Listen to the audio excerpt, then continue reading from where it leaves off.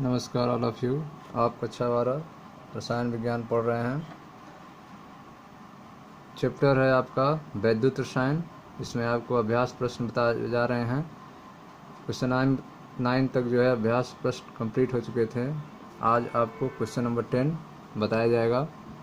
ध्यान दीजिए, 298 केल्विन पर सोडियम क्लोराइड की विभिन्न सांद्रताओं पर चालकता का मापन किया गया, जिसके आंकड़े निम्नलिखित हैं। तो अलग अलग सांद्रताओं पे जो है सोडियम क्लोराइड की चालकता निकाली गई है। जैसा आप देख रहे हैं, यह सांद्रता दी गई है और उस पर चालकता कितनी है तो यहाँ दी गई है। सांद्रता, चालकता, सांद्रता, चालकता, सांद्रता, चालकता, सांद्रता, चालकता। तो इस तरह से आप देख रहे हैं 5 जो है डाटा यहाँ पर दिया गया है सांद्रता का, और 5 डाटा दिया गया है चालकता का। ठीक, तो इस आधार पे आपको क्या निकालना है, सभी सांद्रताओं के लिए मोलर कंडक्टिविटी निकालना है, मोलर चालकता निकालना है, लैम्डा एम निकालना है। ठीक है, उसके बाद जो है लैम्डा एम और जो आपका सांद्रता है सी, उसका अंडर रूट लेना है। जो सांद्रता सी है उसका क्या लेना है, अंडर रूट लेना है। अंडर रूट और जो लैम्डा एम आप निकालेंगे उसके बीच में आपको एक ग्राफ प्लॉट करना है, एक आलेख खींचना है। ठीक है, आपको लैम्डा एम नॉट का मान ज्ञात कीजिए, मोलर कंडक्टिविटी। ठीक है, एट इनफाइनाइट डायलूशन। तो सीमांत मोलर चालकता का मान भी आपको यहाँ पर गणना करना है। ठीक है, तो आइए पहले जो है मोलर चालकता निकालते हैं। सीमांत मोलर चालकता का मान जो है पहले निकालते हैं। उसके बाद जो है जब सबका निकल जाएगा तो सांद्रता सी अंडर रूट का भी मान निकाल लेंगे। उसके बाद जो है ग्राफ बनाएंगे। तो आइए एक एक डाटा को लेते हैं और सबका अलग अलग निकालते हैं। तो पहले जो है इसको लेते हैं जिसमें सांद्रता सी का मान जो है, ठीक है, 0.001 दिया हुआ है मोलर। इसका अंडर रूट करेंगे तो इसका मान निकलेगा। तो जो पहला डाटा दिया गया है उसको देखें। तो ध्यान दें, यह दिया गया है चालकता का मान 1.237 × 10⁻² सीमेंस पर मीटर। ठीक है, यह क्वेश्चन में आपके दिया गया है 1.237 × 10⁻² सीमेंस पर मीटर दिया है। तो इसको आप चेंज करें, सीमेंस पर सेंटीमीटर में करें। ठीक है, तो यह हो जाएगा आपका 1.237 × 10⁻⁴ सीमेंस पर सेंटीमीटर। ठीक है, यह हो गया आपका। अब जो चालकता दिया है, यह आपका सांद्रता सी दिया है, वह दिया है 0.001 मोलर। यह दिया है मोलरता का मान दिया है सांद्रता के रूप में। अब इसका आपको अंडर रूट निकालना होगा। तो सी का जब 0.001 का अंडर रूट करेंगे तो आपका वैल्यू यह आ जाएगी 0.0316। यह आपकी अंडर रूट सी की वैल्यू आ जाएगी। अब यहाँ पे आप मोलर कंडक्टिविटी निकालने के लिए, मोलर चालकता निकालने के लिए लैम्डा एम इस तरह से लिख सकते हैं। ठीक है, फार्मूला लगाएंगे। ठीक है, चालकता × 1000 मोलरता। ठीक है, मोलरता क्या रहेगा, जो सांद्रता दिया गया है वही यहाँ पे मोलरता जगह रखेंगे। चलिए शुरू करते हैं। तो पहला जब निकालते हैं मोलर कंडक्टिविटी, लैम्डा एम बराबर चालकता × 1000 सी मतलब मोलरता का मान। तो मान रखें, चालकता का मान जो दिया गया है सीमेंस पर सेंटीमीटर में जो आप बदल चुके हैं, तो 1.237 × 10⁻⁴ सीमेंस पर सेंटीमीटर और × 1000 चालकता बटे सांद्रता जो मोलरता के रूप में दिया है। तो वह आपका मान रखें, सी का मान 0.001। ठीक, अब इसको जो है आप सॉल्व करेंगे। तो सॉल्व करने के बाद यह आपका आएगा मोलर कंडक्टिविटी का मान, मोलर चालकता लैम्डा एम का मान आएगा 123.7 सीमेंस सेंटीमीटर स्क्वायर पर मोल। ठीक, तो यह पहले डाटा का हो गया। अब जो दूसरी डाटा दिया गया था वह दिया गया था यह मान चालकता का 11.85 × 10⁻² सीमेंस पर मीटर। इसको भी चेंज करेंगे आप। ठीक है, तो सीमेंस पर सेंटीमीटर करेंगे तो 10⁻⁴ हो जाएगा। तो यह हो जाएगा लैम्डा एम बराबर, ठीक है, चालकता × 1000 सी। तो चालकता 11.85 × 10⁻⁴ सीमेंस पर सेंटीमीटर और × 1000 बटे सी मतलब मोलरता का जो मान दिया है, सी चालकता नहीं सांद्रता 0.010 यह रख दिए। ठीक, और जो सी का वैल्यू है उससे सी हाफ भी निकाल लेंगे। तो इससे जो है सी हाफ आप निकालोगे तो 0.1 आ जाएगा। फिर इसको सॉल्व करोगे आप तो ये आ जाएगा 118.5 सीमेंस सेंटीमीटर स्क्वायर पर मोल। तो यह दो वैल्यू निकल चुकी है लैम्डा एम का। अब फिर आते हैं तीसरा जो डाटा दिया गया था। तीसरा डाटा आपको चालकता का मान दिया है कापा का 23.15 गुणे 10⁻² सीमेंस पर मीटर। चेंज किए इसको, यह हो गया 23.15 गुणे 10⁻4 सीमेंस पर सेंटीमीटर। सी दिया है, सांता दिया है 0.020 मोलर। इसका सी हाफ निकालेंगे आप अंडर रूट वैल्यू, तो यह हो जाएगा 0.1414, यह हो जाएगा। अब आप फार्मूला में रखो लैम्डा एम बराबर चालकता गुणे 1000/सी। तो चालकता का मान जो है 23.15 गुणे 10⁻4 गुणे 1000/सी। सी का मान जो है 0.020। इसको आप सॉल्व करोगे तो यह आ जाएगा 115.8 सीमेंस सेंटीमीटर स्क्वायर पर मोल। ठीक। अब जो तीसरी डाटा आपकी दी गई है वह है आपका चालकता के बराबर 55.53 गुणे 10⁻² सीमेंस पर मीटर। चेंज किए सेंटीमीटर में, तो यह हो गया 55.53 गुणे 10⁻4 सीमेंस पर सेंटीमीटर। सी का मान जो दिया गया इसके रिस्पेक्ट में 0.050 मोलर। इसके अंडर रूट करेंगे तो अंडर रूट निकालेंगे इसका, तो यह हो जाएगा सी हाफ 0.2236, यह हो गया। अब फार्मूला में लैम्डा एम का मान निकालें, तो लैम्डा एम बराबर कापा गुणे 1000/सी। कापा का मान रखें चालकता 55.53 गुणे 10⁻4 गुणे 1000/सी का मान 0.050। इसको आप सॉल्व करेंगे तो आ जाएगा 111.11 सीमेंस सेंटीमीटर है पर मोल। ठीक है, यह हो गया आपका। अब जो है इसको सॉल्व करें। जो अगला डाटा दिया है वह दिया है आपका 106.74 गुणे 10⁻² सीमेंस पर मीटर। इसको आप सेंटीमीटर में चेंज किए तो यह हो गया 106.74 गुणे 10⁻4 सीमेंस पर सेंटीमीटर। सी का वैल्यू जो दिया था इसके रिस्पेक्ट में वह है 0.100। देख लें यहाँ पे दिया है 0.100 और यह दिया है आपका चालकता के का मान 106.74 और गुणे 10⁻²। ठीक है, इसको आप चेंज करेंगे सेंटीमीटर में तो यह हो गया 4 सीमेंस पर सेंटीमीटर। तो यह सी वैल्यू दिया, इसका हाफ आप निकालोगे, अंडर रूट करेंगे तो अंडर रूट करने पे आपकी वैल्यू यह हो जाएगी 0.3162, यह हो गया। अब जो है इसका डेल्टा एम बराबर चालकता गुणे 1000/सी। चालकता का जो मान है 106.74 गुणे 10⁻4 सीमेंस पर सेंटीमीटर गुणे 1000 जो सी का मान है 0.100। इसको आप सॉल्व करें, यह हो जाएगा 106.74 सीमेंस सेंटीमीटर पर मोल।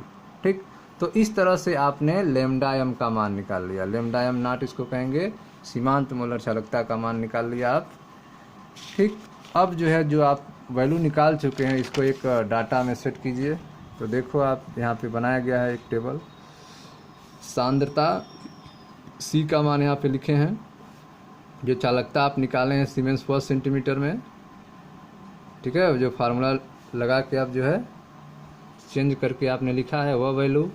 सांता पर दिया गया था 10/3। इसकी चालकता सीमेंस पर सेंटीमीटर में 1.237 गुणे 10⁻4 और जो लैम्डा एम आपको निकालना था तो कापा गुणे 1000 मोलरता से आप निकाले हैं तो 123.7 आया है।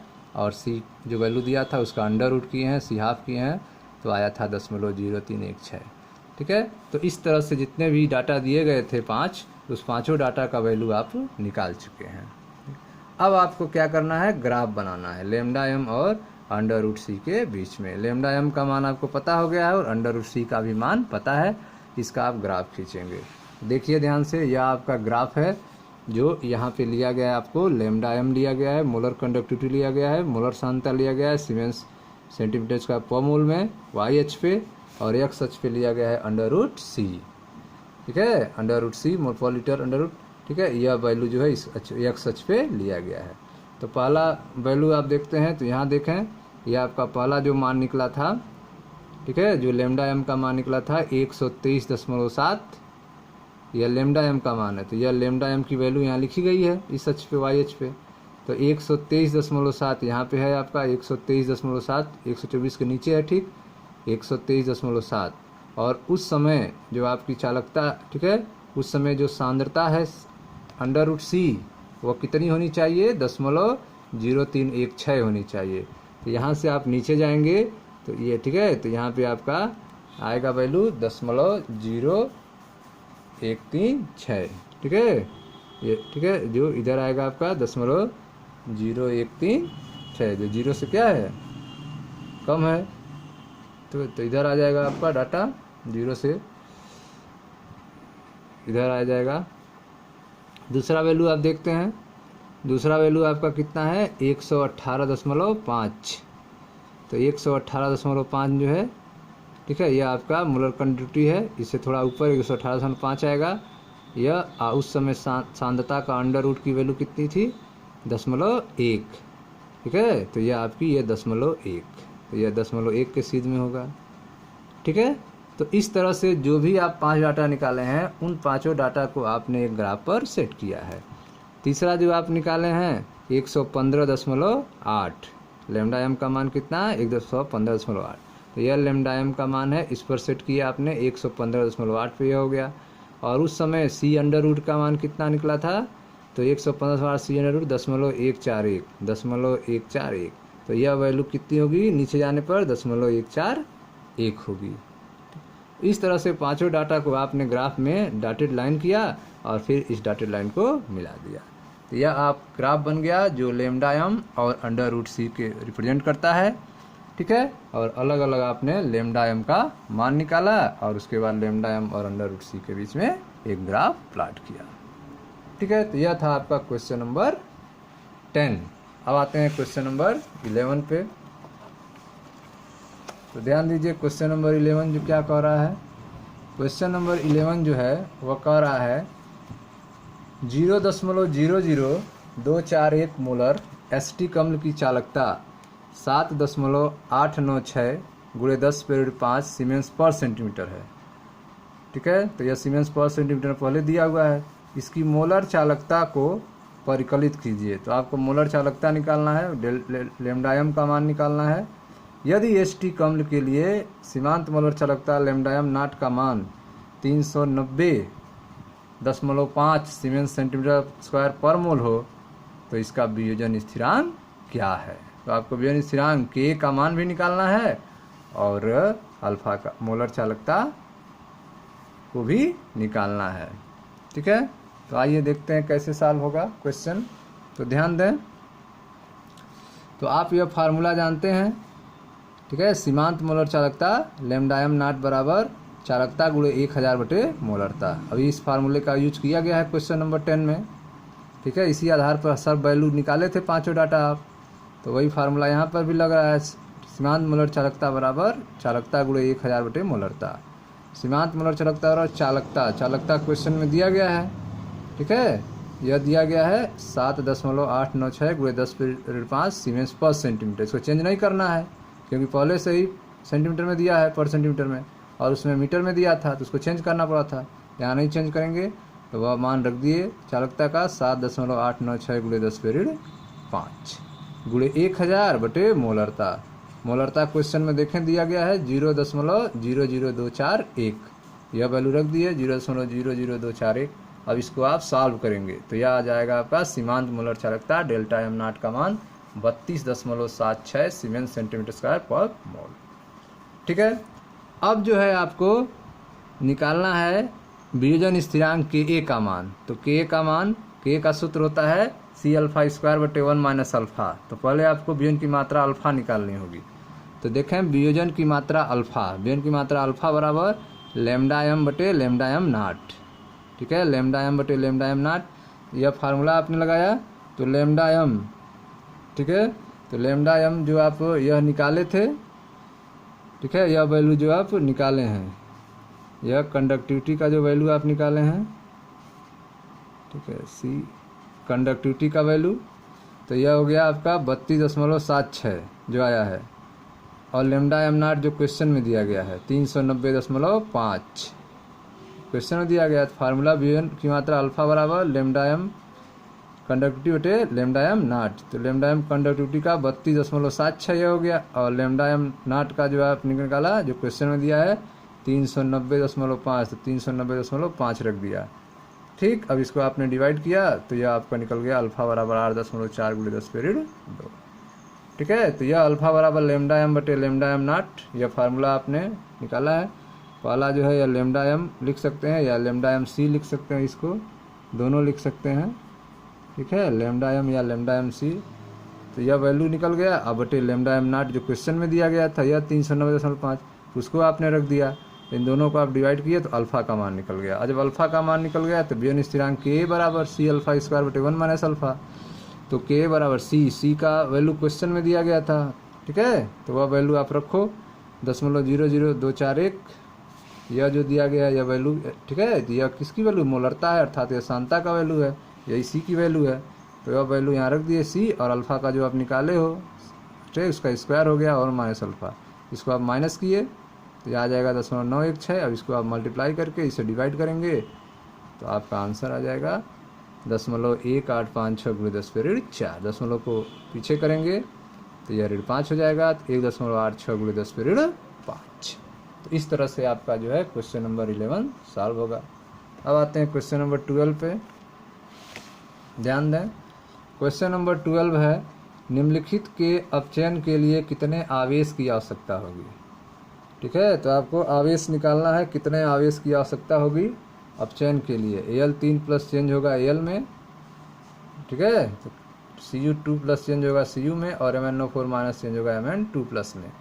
तो कितने आवेश की आवश्यकता होगी, ठीक है। तो देखते हैं, पहला है आपका 1 मोल Al3+ को Al में चेंज करना है, एल्युमिनियम आयन को एल्युमिनियम में चेंज करना है। तो यह इलेक्ट्रोड अभिक्रिया देखें, Al3+ + 3 इलेक्ट्रॉन एल्युमिनियम में चेंज हो जाएगा। अब चयन अभिक्रिया है यह, ठीक है। तो आवेश की मात्रा कितनी लगेगी, 3 इलेक्ट्रॉन अर्थात 3F लगेगी, 3F। Q बराबर NF, N का मान 3 है तो 3F अर्थात 3, और F का मान 96,500 होता है, मल्टीप्लाई कर दिए तो यह हो गया 28,9500 कूलाम, ठीक है। तो इतने कूलाम की ज़रूरत होगी। अगला क्वेश्चन था 1 मोल Cu2+ को Cu में चेंज करना है, तो इसका इलेक्ट्रोड अभिक्रिया लिखें। तो जब इसका इलेक्ट्रोड अभिक्रिया आप लिखोगे तो यह हो जाएगा आपका Cu2+ + 2 इलेक्ट्रॉन और Cu में चेंज होगा। अब चयन अभिक्रिया हो गई। आवेश की मात्रा Q बराबर NF, N का मान यहाँ क्या है 2 है, और F 96,500 मल्टीप्लाई किए तो यह हो गया आपका 19,3000 कूलाम। तो यह हो गया आपका। अब एक क्वेश्चन इसमें और दिया गया है, वह है आपका 1 मोल MnO4- को Mn2+ में चेंज करना है। तो इसका भी इलेक्ट्रोड अभिक्रिया लिखो, MnO4- चेंज होगा Mn2+ में, ठीक है। तो यह जो है इस समय जो है Mn7+ है, 5 इलेक्ट्रॉन इसमें ऐड करेंगे तो यह Mn2+ में चेंज हो जाएगा, ठीक। तो यहाँ पे कितने नंबर हैं, 5। आवेश की मात्रा Q बराबर NF से, तो N का मान 5 और F 96,500 मल्टीप्लाई किए तो ये हो गया 48,2500 कूलाम, ठीक है। तो इस तरह से आवेश की मात्रा आपने निकाल लिया। अब आते हैं क्वेश्चन नंबर 13 पे। क्वेश्चन नंबर 13 देखें, निम्नलिखित को प्राप्त करने में कितने फैराडे विद्युत की आवश्यकता होगी।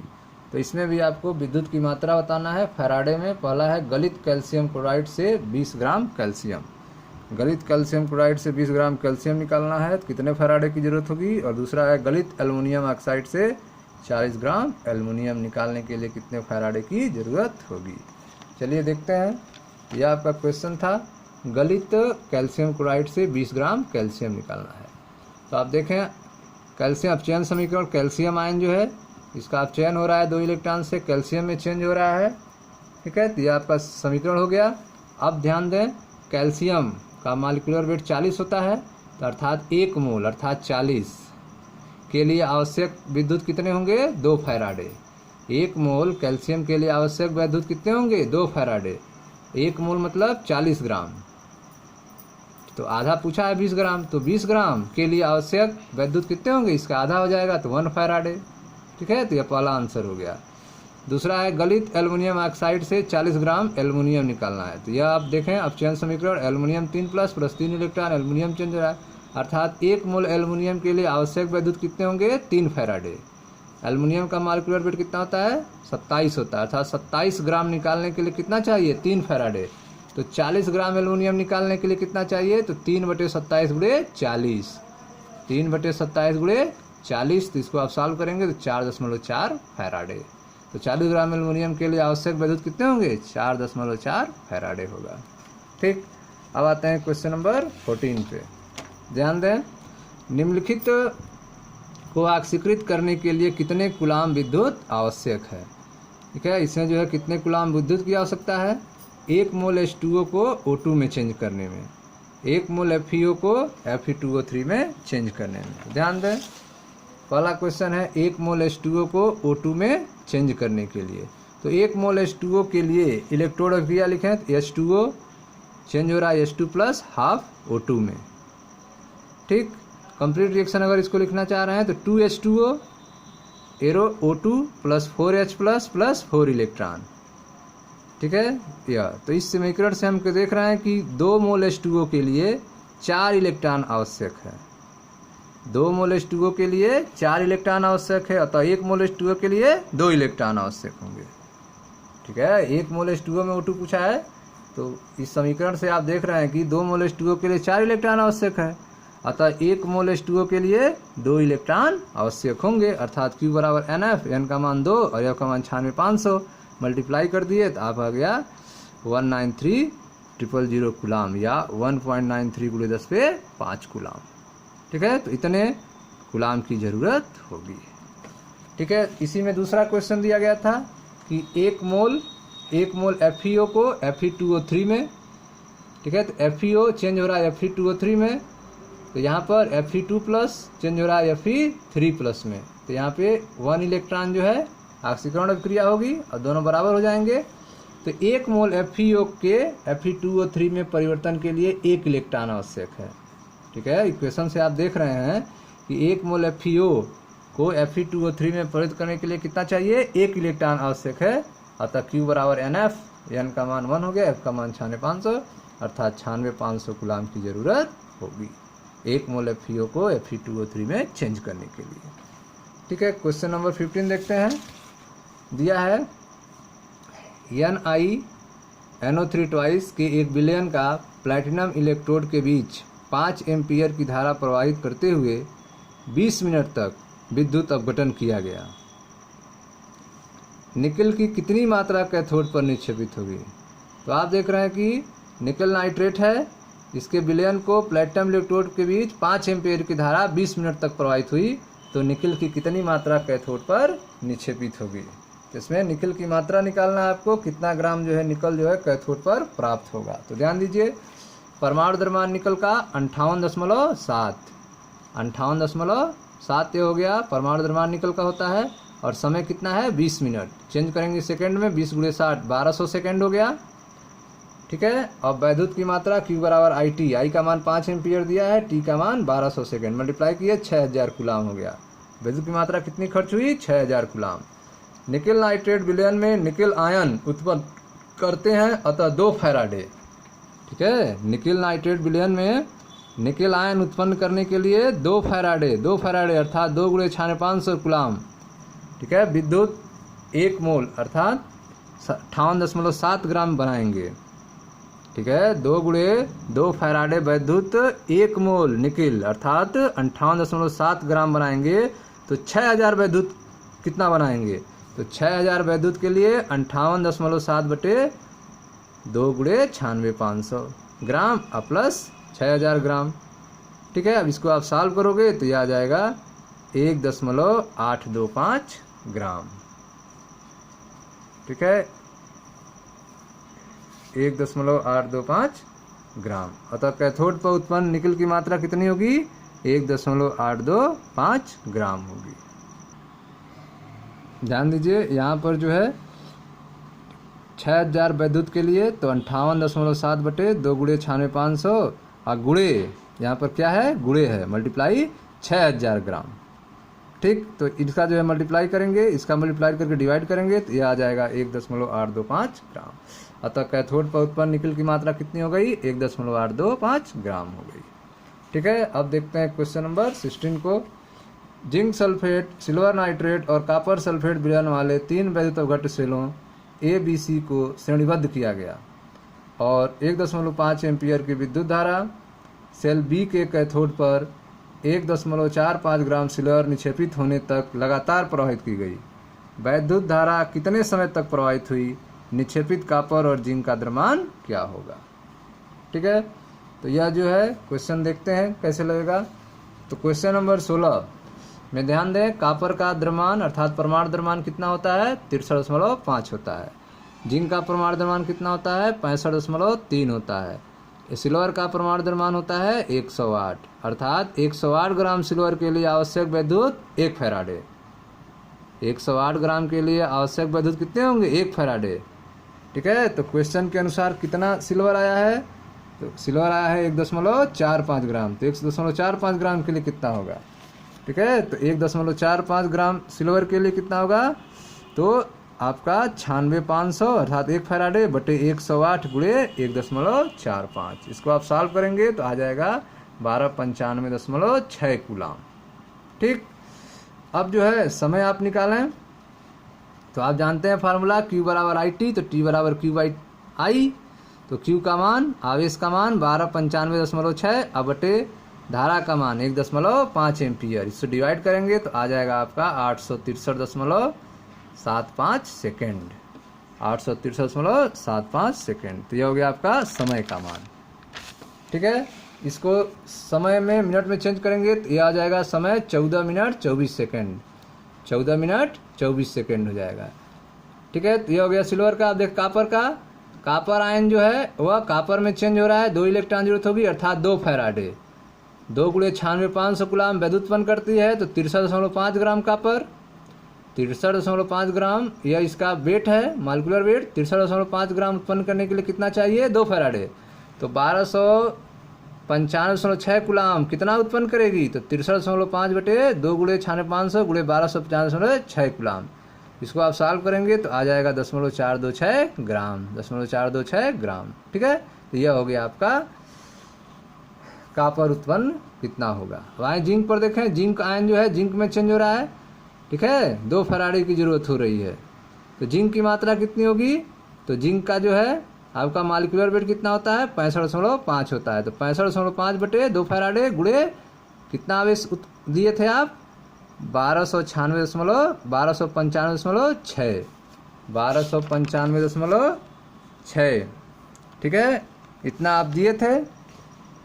ठीक है, 1.45 ग्राम उत्पन्न करने के लिए कितना कूलाम चाहिए 1250.6 कूलाम चाहिए, तो उसी आधार पर इसको सॉल्व कर रहे हैं। तो जिंक की मात्रा कितनी होगी, तो जिंक का मालिकुलर वेट 65.5 बटे 2 फैराडे, 2 फैराडे की जरूरत है, और जो आपने आवेश दिया है 1295.6 कूलाम, इसको आप सॉल्व किए, यह आ गया 0.438 ग्राम। ठीक है, तो इस तरह से आपने देखा उत्पन्न होने वाले, ठीक है, जो सिल्वर की मात्रा होगी वो कितनी होगी, कितने समय तक आपने धारा प्रदान किया था 863.75 सेकेंड अर्थात 14 मिनट 24 सेकेंड के लिए। कितना जो है आपका कापर उत्पन्न होगा 0.426 ग्राम होगा, कितना जिंक उत्पन्न होगा 0.438 ग्राम होगा। ठीक है, कापर जो है, कापर कितना उत्पन्न होगा यह आपने देखा, जिंक कितना उत्पन्न होगा, सिल्वर जो है दिया गया था क्वेश्चन में ही 1.45 ग्राम। इस आधार पे आपने विद्युत की मात्रा निकाला और फिर उसकी मदद से दोनों को निकाला। अब आप देखते हैं क्वेश्चन नंबर 17 को। एक टेबल दिया है, तालिका 3.1। ठीक है, तो इस प्रश्न में जो है जो आपका श्रेणी दिया गया था विद्युत सहायक श्रेणी 3.1, जिसमें आपका वैल्यू दिया गया है, जैसे यह आपका टेबल है 3.1 का। ठीक है, तो इसमें जो है सबका जो है मानक इलेक्ट्रोड विभव का मान दिया गया है। ठीक है, और यह आपका जो है एलिमेंट्स जो है आपके तत्व हैं, जैसे आयरन यहाँ पे F2 है, फ्लोरीन है आपका, यह फ्लोरीन का है, कोबाल्ट है, ठीक है, हाइड्रोजन पेरोक्साइड है, गोल्ड है, क्लोरीन है, तो सबका जो है मानक इलेक्ट्रोड विभव दिया गया। इस आधार पे आपको बताना है कि अभिक्रिया संभव है कि नहीं संभव है।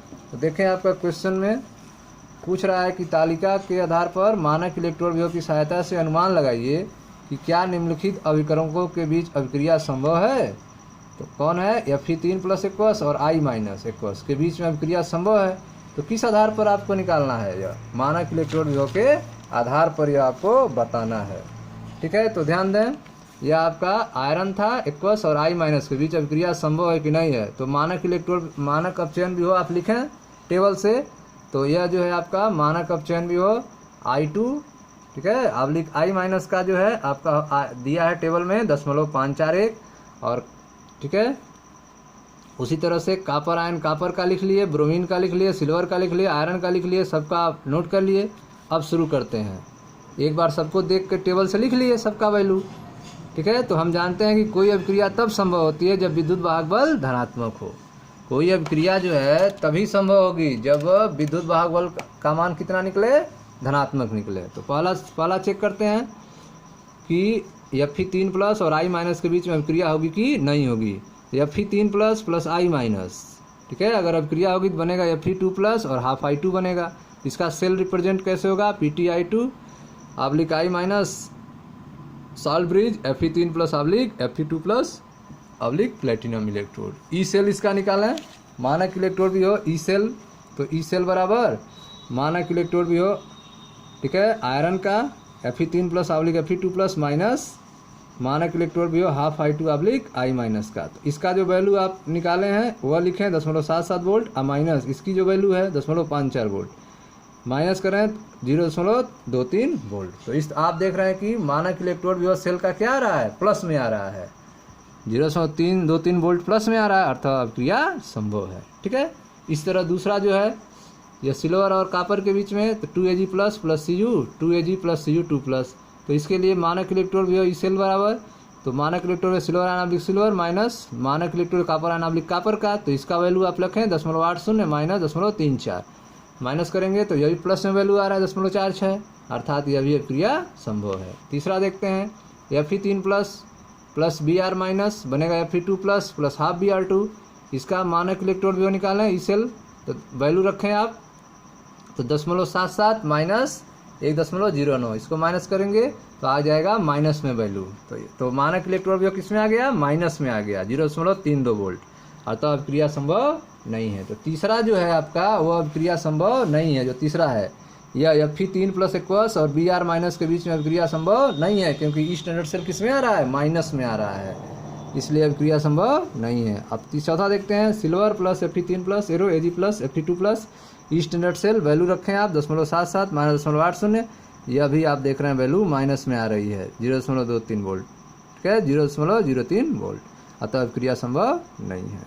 पांचवा आते हैं half Br2 plus Fe2 plus, अभिक्रिया होगी कि नहीं होगी, Br minus Fe3 plus e standard cell 1.09 minus 0.77, यह आप देखें 0.32 वोल्ट प्लस में आ गई, अर्थात अभिक्रिया संभव है। तो इस तरह से आपने देखा पहले दूसरे और पांचवें में, पहले दूसरे और पांचवें में अभिक्रिया संभव है, जबकि तीसरे और चौथे में अभिक्रिया संभव नहीं है। तीसरे और चौथे में यह रिएक्शन नहीं होंगे, यह दोनों अभिक्रियाएं नहीं होंगी, बल्कि यह और यह रिएक्शन होंगे। क्यों होंगे, क्योंकि मानक इलेक्ट्रोड विभव सेल का क्या आ रहा है, पॉजिटिव आ रहा है, इसलिए अभिक्रिया संभव है, और जिसका नेगेटिव आएगा उसकी अभिक्रिया संभव नहीं है। ठीक है, अब क्वेश्चन नंबर 18 पूछ रहा है निम्नलिखित में से प्रत्येक के लिए वैद्युत उपकरण से प्राप्त उत्पाद बताइए। क्या उत्पाद बनेगा, सिल्वर इलेक्ट्रोड के साथ सिल्वर नाइट्रेट के जली विलयन अगर बनेगा तो उसका क्या उत्पाद होगा अगर वैद्युत अपघटन कराएंगे। प्लैटिनम इलेक्ट्रोड के साथ सिल्वर नाइट्रेट के जली विलयन का वैद्युत अपघटन कराएंगे तो क्या उत्पाद बनेगा। ठीक है, प्लैटिनम इलेक्ट्रोड के साथ सल्फ्यूरिक एसिड का तनु विलयन का वैद्युत अपघटन कराने पर क्या उत्पाद बनेगा। प्लैटिनम इलेक्ट्रोडों का CuCl2 का जली विलयन के साथ वैद्युत अपघटन कराने पर क्या उत्पाद बनेगा। ठीक है, तो आइए एक एक तो देखते हैं, ध्यान दीजिए। पहला, सिल्वर इलेक्ट्रोडों के साथ सिल्वर नाइट्रेट का जली विलयन वैद्युत अपघटन, सिल्वर नाइट्रेट का सिल्वर इलेक्ट्रोड के साथ वैद्युत अपघटन दें। ध्यान से देखें, सिल्वर नाइट्रेट वैद्युत अपघटन करने पर टूट जाएगा सिल्वर आयन में और नाइट्रेट आयन में। ठीक है, जल अपघटन कर रहे हैं H2O टूट जाएगा H प्लस और OH माइनस में। कैथोड पर सिल्वर आयन का H प्लस आयन की तुलना में विद्युत विभव कम है। कैथोड पर क्या होगा, सिल्वर आयन का H प्लस आयन की तुलना में विद्युत विभव क्या है, कम है, अतः कैथोड पर सिल्वर आयन एकत्रित होगा। कैथोड पर क्या होगा, सिल्वर आयन एकत्रित होगा, तो कैथोड पर क्या उत्पाद मिलेगा, सिल्वर आयन। ठीक है, एकत्रित हो जाएगा सिल्वर आयन जो है वो इलेक्ट्रॉन एक्सेप्ट करके सिल्वर में चेंज हो जाएगा। एनोड पर, क्योंकि सिल्वर एनोड नाइट्रेट आयन को प्रभावित करता है, अतः सिल्वर इलेक्ट्रोड से सिल्वर परमाणु आयन में परिवर्तित हो जाएंगे। ठीक है, तो एनोड पर क्या होगा, सिल्वर जो होगा वो सिल्वर आयन में परिवर्तित हो जाएगा, क्योंकि सिल्वर एनोड नाइट्रेट आयन को प्रभावित करते हैं इसलिए सिल्वर इलेक्ट्रोड से सिल्वर परमाणु आयन में परिवर्तित हो जाएंगे। दूसरा देखें, सिल्वर नाइट्रेट का प्लेटिनम इलेक्ट्रोड से वैद्युत अपघटन करने पर क्या होगा, कैथोड पर सिल्वर आयन का H+ आयन की तुलना में विद्युत विभव कम है, अतः कैथोड पर सिल्वर आयन एकत्रित होगा। कैथोड पर क्या एकत्रित होगा, सिल्वर आयन एकत्रित होगा। एनोड पर हाइड्रोक्साइड आयन का वैद्युत विभव कम होने के कारण सरलता से विआयनित हो जाते हैं। तो एनोड पर आप देख रहे हैं सरलता से विआयनित होंगे, OH- जो है ठीक है इलेक्ट्रॉन त्याग करके OH में चेंज होगा और 4OH मिलकर 2H2O+ O2 बनाएंगे। ठीक है, तो यह होगा आपका। तीसरा देखते हैं, प्लेटिनम इलेक्ट्रोड पर H2SO4 का वैद्युत अपघटन कराने पर क्या होगा। तो प्लेटिनम इलेक्ट्रोड पर H2SO4 का वैद्युत अपघटन ध्यान दें, तो H2SO4 टूट जाएगा 2H+ और सल्फेट आयन में, और H2O टूटेगा H+ और OH आयन में। ठीक, कैथोड पर क्या हो गया, तो H+ इलेक्ट्रॉन एक्सेप्ट करके H में चेंज होगा, H हो जाएगा। एनोड पर OH- जो है इलेक्ट्रॉन त्यागेगा, OH+ E- और 4 OH जो है मिलकर H2O लिक्विड में चेंज होंगे, ऑक्सीजन गैस रिलीज होगी एनोड पर। ठीक है, यह घटनाएं होंगी। चौथा, प्लेटिनम इलेक्ट्रोड पर CuCl2 का वैद्युत अपघटन कराएंगे तो क्या होगा। तो प्लेटिनम इलेक्ट्रोड देखें, CuCl2 एक्वस जो है टूटेगा, ठीक है, Cu2+ में और 2Cl- में, H2O H+ और OH- में। कैथोड पर क्या होगा, कैथोड पर Cu2+ जो है इलेक्ट्रॉन को एक्सेप्ट करके कॉपर में चेंज हो जाएगा, और एनोड पर क्लोराइड आयन जो है इलेक्ट्रॉन को निकाल कर Cl में चेंज होगा और 2 Cl मिलकर Cl2 गैस बना लेंगे। ठीक है, अतः कॉपर कैथोड पर और क्लोरीन जो होगा एनोड पर एकत्रित होगा। ठीक है, तो इस तरह से आपने देखा कि अलग अलग ठीक है क्या क्या उत्पाद बनेंगे। ठीक है, तो इसको बार बार आप जो है पास करके रिवाइज करके आप देख सकते हैं, वीडियो को समझ सकते हैं। ठीक है, तो इस तरह से आपका इलेक्ट्रोकेमिस्ट्री का यह जो आपके एक्सरसाइज थे यह समाप्त हो चुके हैं। ठीक है, जहाँ कहीं भी आपको न डाउट हो, समझ में न आ रहा हो, ठीक है, तो वीडियो को आप दोबारा देखें, वीडियो को पास करके रोक के फिर से देखें। ठीक है, उसके बाद भी अगर क्लियर नहीं हो रहा है तो कमेंट में आप अपने बातों को रखें, उसका जवाब दिया जाएगा। ठीक है, वीडियो को लाइक करें, शेयर करें, सब्सक्राइब करें। धन्यवाद।